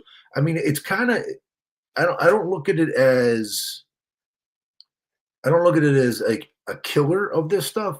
It might be a killer of distribution, but I don't think it's a killer of stores. I think it more hurts distribution. I'm a strong believer that I mean I use the analogy where forest fires are sometimes good. I know it's not the greatest with what's going on in No, they California. are. I mean, they are scientifically proven to be good.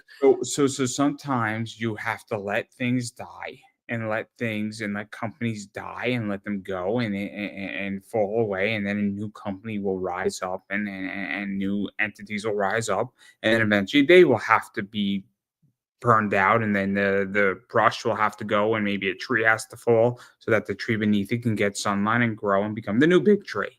I mean, it's just the reality of business, right? It's the cycle. What you hope for is that people don't get completely fucked over during those cycles, and you hope that cycle's 20 years, right? And you Yeah, hope you don't. I mean, that's the problem now with just AI in general is the fear that people lose jobs through like just not even art, like not writing any of that stuff. It's just normal stuff like that. Where like, the whole AI thing is that for those who are really concerned, trucking and car driving is going to be a major issue in the next 8 years. So oh, if you yeah, self-driving cars, even look at the docks. let, Like, let me explain. I will tell a story. I'm sure have you been to New York, New Jersey in the yeah, last 2 years? yeah.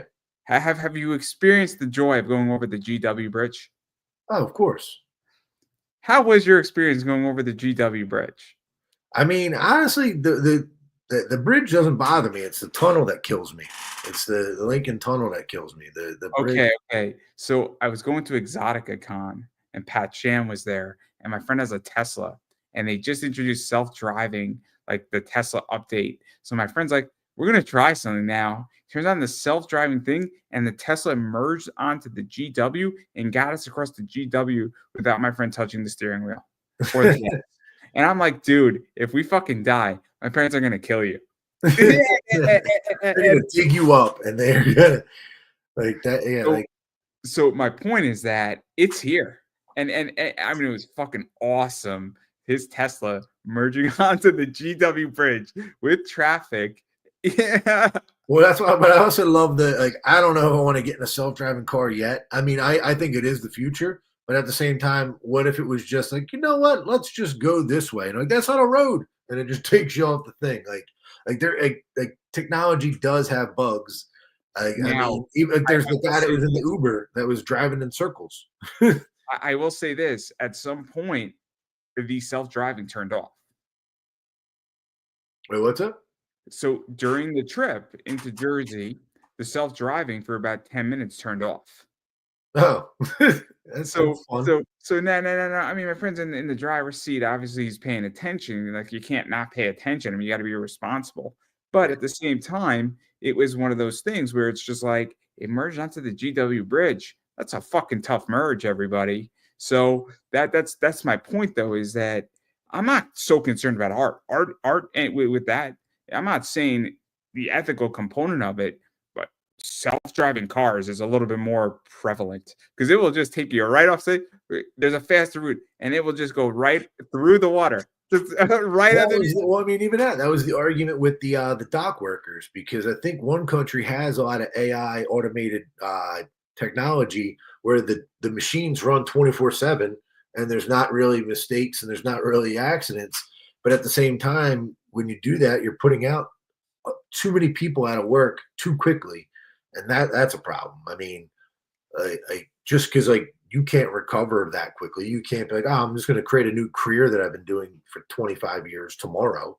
like, it's tough I like because like I look at like AI is the future and like the actual like use of technology needs to grow. And I 100% get that. I I'm mean, just saying, like in the weird world, might be like how we look at like when you drive by like Amish people in buggies or like Amish people building a like a barn or anything like that. It might be the same way where we look in like 20 years at people learning math and reading in a school. And you're like, oh, they're learning the old ways, and like in the new schools, people don't need to learn math and reading. Like it's going to be a very interesting world. I don't know what's going to happen, but like, I mean, hopefully, I'm here to see it.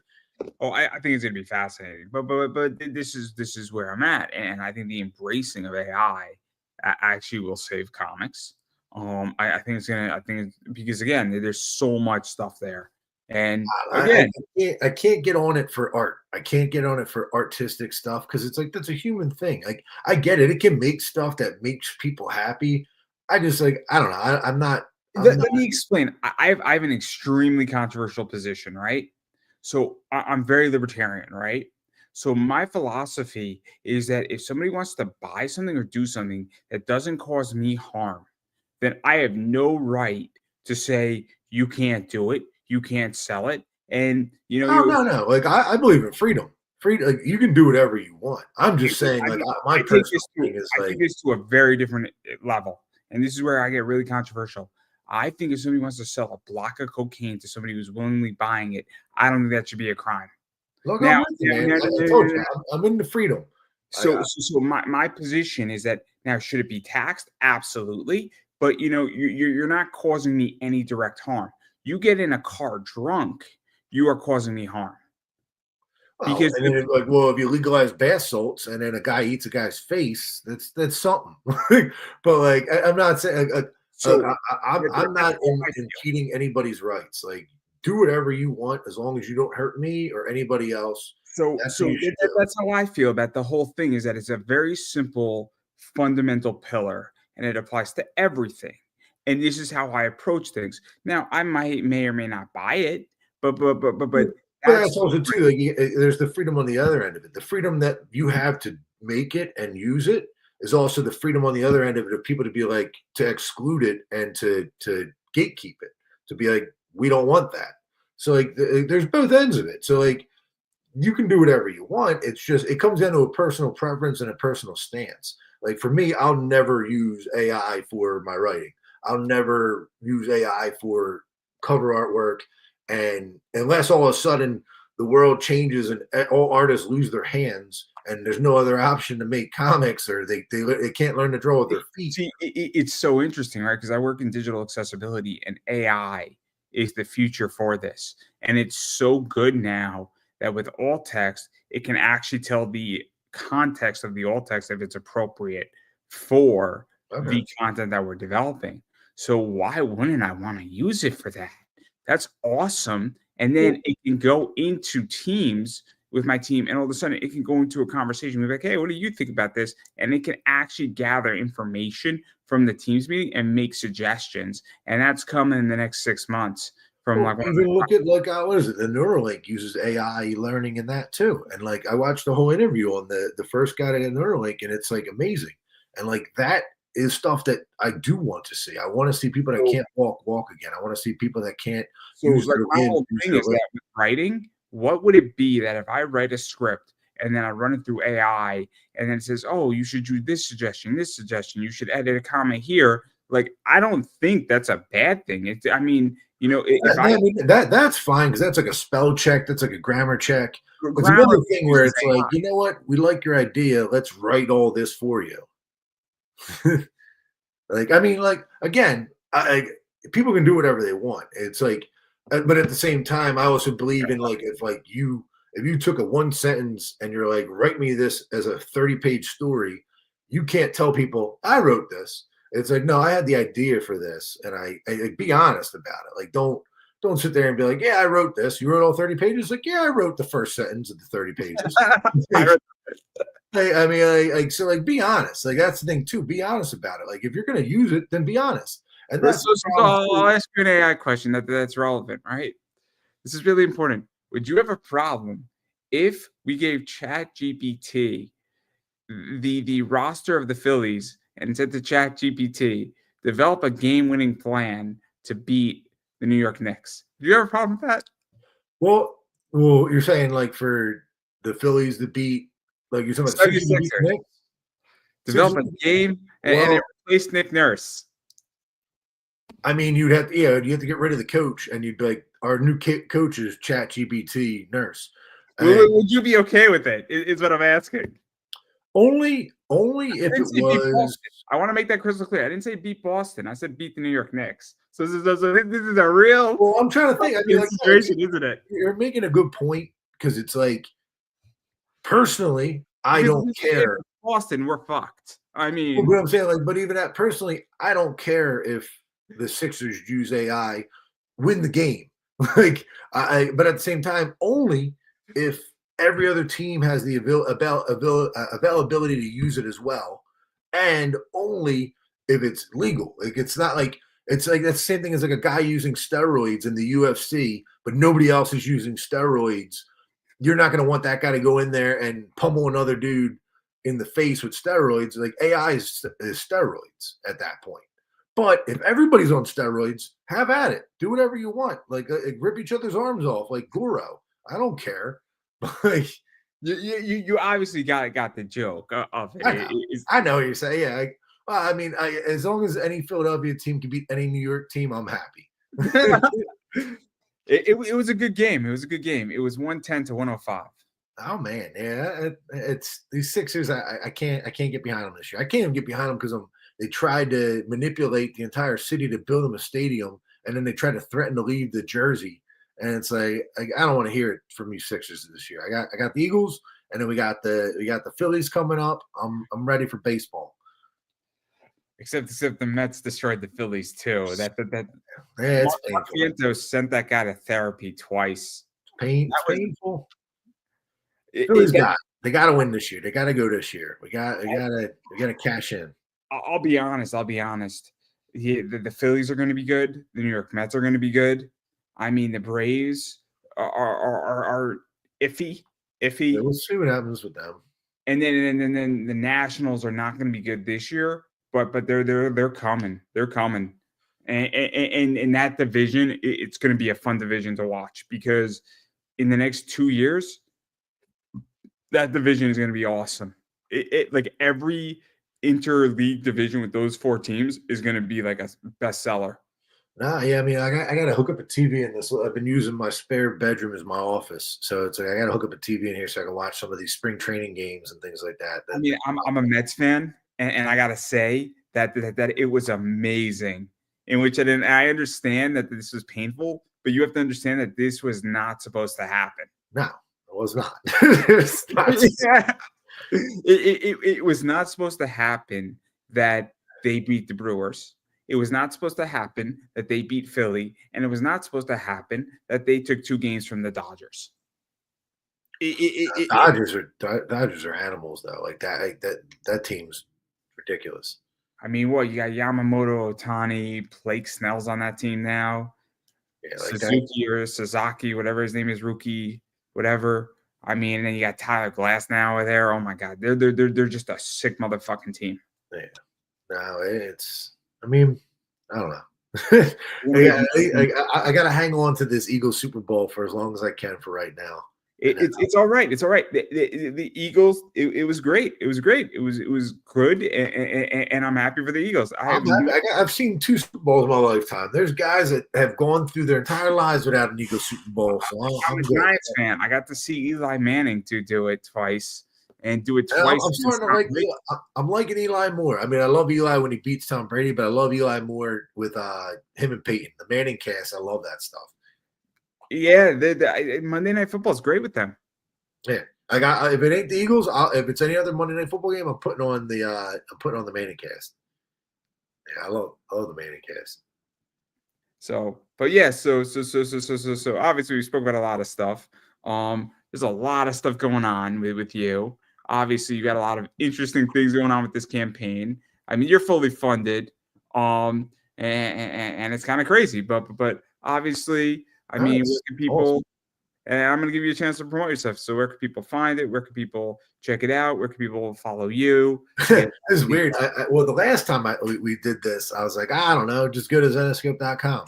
Like nowadays, like I still have at least 3 more issues coming out with Zenoscope. Like yesterday, Grim 93 came out, so you can actually get that. I thought the issue was a little bit leaving things out. No, I'm just joking. Well, no. So so for like stuff like Grim Fairy Tales 93, 94, 95, you'll be able to get that at your local comic book store, Zenoscope.com. And then for the Weird Brain entertainment stuff, I have weirdbrainentertainment.com, which isn't really it's more of a placeholder site right now. Because I got to build a web store, which will be coming up. It's taking me time, but I'll be building the web store. You can support the Kickstarter right now, Sven the Groundhog, Saving from the Stars #1. It's on Kickstarter right now. It's got 13 days left. Every dollar, I hit the goal, but it's like every dollar counts towards basically making more stretch goals, paying for the artwork for this book, and also pushing forward to the next issues and the next series coming up. Because like basically all these books I'm trying to pay for at most as I can before that, and the Kickstarters are mostly paying for the printing and recouping the cost on everything. Because I'm not I'm not gambling enough apparently these days to do it. And then it's like Facebook, it's just Weird Brain Entertainment, Instagram, Weird Brain Entertainment, Twitter or X, whatever you want to call it these days. I don't really use it as much, but I got to get better at it. So yeah, pretty much that. And hopefully one day I'll be able to get the books in stores and everywhere out there. Oh, I wish you the best of luck. Obviously, I think you're going to be fine. Thanks, man. You're going to be fine or you're going to fail. It's going to be one or the other. I mean, 50-50. The odds are in a favor. Yeah. It's the only thing I could say. But obviously, it's my show, so I'm going to promote myself. Also, I am Pop Anime Comics on Twitter/X, Pop Anime Comics on the Instagram, Pop Anime Comics on Facebook, Pop Anime Comics on YouTube. Please subscribe on YouTube, guys. It means a lot, and it's free. It's free. Please subscribe on YouTube. You know, it means a lot. Like my videos, too. I got like 1,200 interviews, guys. I've been doing this for so fucking long. I really appreciate a like and a subscription on YouTube, and it's not going to cost you a penny. It goes a long way, and it tells me that you appreciate what I'm doing. And then TikTok is Pop Anime Comics, and I do run an eBay store, everybody. So come look for comics and collectibles. Come shop with us on eBay at Pop Anime Comics Collectibles, and I carry a lot of cool stuff in my store. So obviously, I have some interesting books like this right now in my store.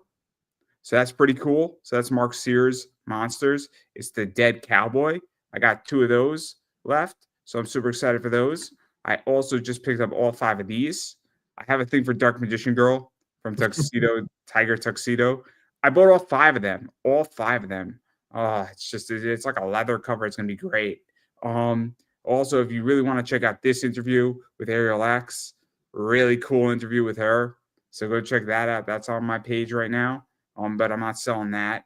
And then I sell stuff like this and this, which is a 101. And I sell stuff like this as well. And then I'm also selling cool stuff like this in my store, along with a bunch of other comics like these. And so I have all 15 of these. I have all 15 of these. So again, it's a pattern. I tend to buy print runs out. So if you're looking for those type of books, I got you covered. So yeah, that's kind of everything I got going on. It's Pop Anime Comics collectibles on eBay. You type it in, click the link down below, type in Pop Anime Comics, you will find it, and I'll hook you up. Or you just type in some cards and some like base relic stuff, and yeah. And then on top of that, everybody, I just pulled this card, and I'm probably gonna keep it for a while. But I have two more of these that are not opened that I'm asking for $500 a piece. And if you make me an offer a little above 400, I'll probably accept it. So if you're looking for some Juju Watkins, and she's going to be great, and she's going to be drafted in like a year and a half to the WNBA, yeah, the WNBA is where you should be, everybody. You might be able to pull something like this, which is super cool. So rare cards, expensive cards, and yeah, that's everything that I got going on. And I'm going to give you the final word. I mean, thank you, man. Thanks for having me on. I mean, I appreciate it. I'm gonna keep bugging you throughout the years, hopefully. New stuff coming up. I mean, yeah, this first one, 13 days after that, I should probably have the books in within 2 to 3 weeks and back out in everybody's hands. So it's gonna be interesting. So thank you, man. I appreciate it. Anytime, anytime. And I don't think I could have said that any better myself, everybody. And that is a wrap.